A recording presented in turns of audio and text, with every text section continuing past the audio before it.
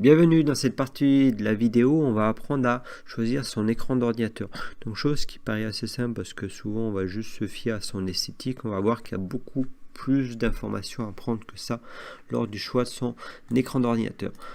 Donc tout d'abord, quand on achète un ordinateur, on aura à peu près toutes ces caractéristiques là avec au niveau de sa taille, là on le retrouve là au niveau des pouces, 27.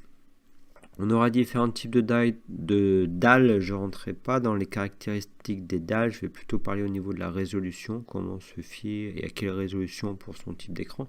Par rapport au connectique aussi, donc souvent on l'oublie un peu, mais on se retrouve des fois un petit peu bête lorsqu'on se retrouve chez soi ou à vouloir brancher son rétroprojecteur. Donc quel connectique il faut absolument pour des écrans. On verra même pour les écrans standards, des fois ils en mettent le moins possible, du coup on peut se retrouver piégé. Et après, d'autres technologies, j'y rentrerai pas forcément dedans. On va déjà faire le tour sur tout ça. Donc, principalement, la taille. La taille, on parle en pouces. Ça vient des anglais, bien sûr. Donc, il faut juste se rappeler qu'un pouce fait 2,53 cm. Après, chaque écran a différents ratios. Donc, au niveau travail de bureau, on ne sera pas forcément sur le 16 neuvième. On sera plus sur le 3 quarts. Le 4 tiers, pardon. Et quand on regarde des films, forcément plus du 16 neuvième. Après, dans tous les cas, d'avoir un écran très très large, c'est même aussi très utile au niveau bureautique. Moi, par exemple, j'ai deux écrans 16 neuvième d'au moins 24 pouces. Donc voilà, donc c'est en fonction de votre travail, aussi de ce que vous voulez en faire à ce niveau-là. Donc juste par rapport à la taille, on l'a converti de cette manière-là et on nous parle toujours de la taille en diagonale. Donc il faudra faire le ratio ou mesurer vous-même parce que des fois les écrans ont une hauteur et une largeur très différentes. Donc il faut toujours avoir ce ratio en tête pour savoir si vous partez pas sur un truc carré ou bien sur un truc rectangulaire. Donc à préférer, quand même préférer du 16 neuvième. Au niveau des pixels, une taille, ça veut rien dire. Il faut que mon écran soit composé au niveau de la qualité de plein de pixels. Donc lors d'un choix de l'ordinateur, on aura toujours cette information-là au niveau de combien de pixels par combien de pixels. Donc il faut juste se rappeler qu'au niveau du HD, on est ici 1280 par 720, on est déjà pas mal au niveau qualité. C'est assez rare que les écrans, type écran de bureau, montent plus que ce ratio-là. Souvent, on voit juste aussi l'information 1080p. Donc c'est par rapport au 1220 x 1080. Donc, voilà. Au niveau des vidéos YouTube, par exemple, la plupart du temps, elles sont exportées en 720p. Donc même si vous avez un écran supérieur au niveau qualité, vous n'aurez pas de supérieur au niveau de l'affichage, tout simplement. Dès qu'on passe sur des écrans plus haut de gamme, forcément on monte un petit peu plus. Après, il faut aussi avoir la possibilité d'avoir des jeux ou d'avoir des films qui vous font cette représentation-là en 4K par exemple.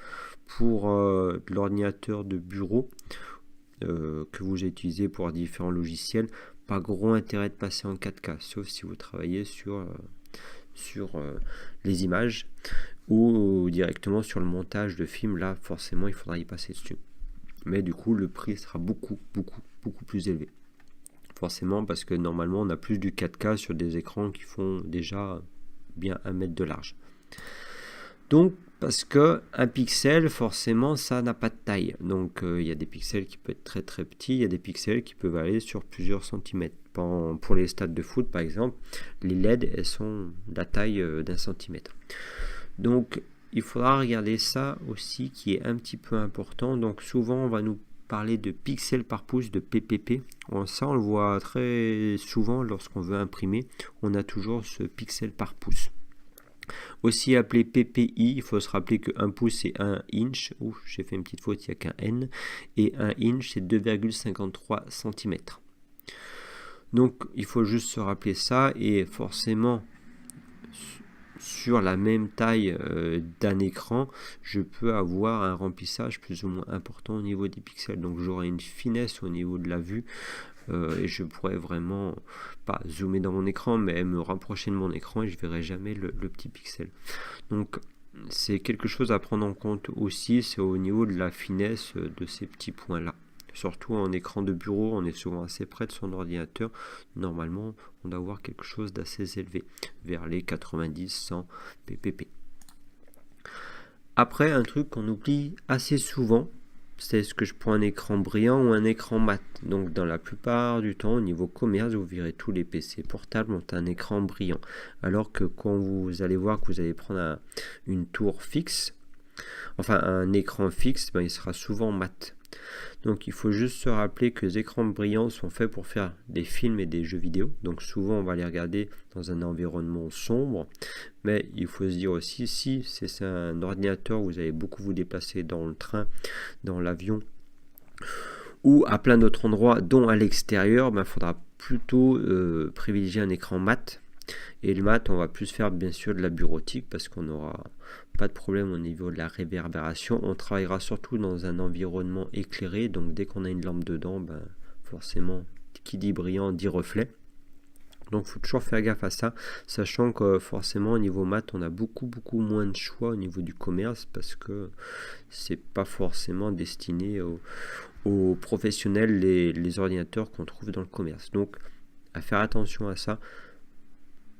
Moi, je préfère les écrans mat parce qu'on éclaire souvent des petites lampes. Même quand on regarde des films, on a souvent le reflet qui est un petit peu pénible, même sacrément pénible. Et dès qu'on passe à l'extérieur ou dès qu'on est en environnement de jour, de clarté jour, c'est un petit peu pénible aussi. Donc, quitte à faire pour le même prix, passer sur un mat.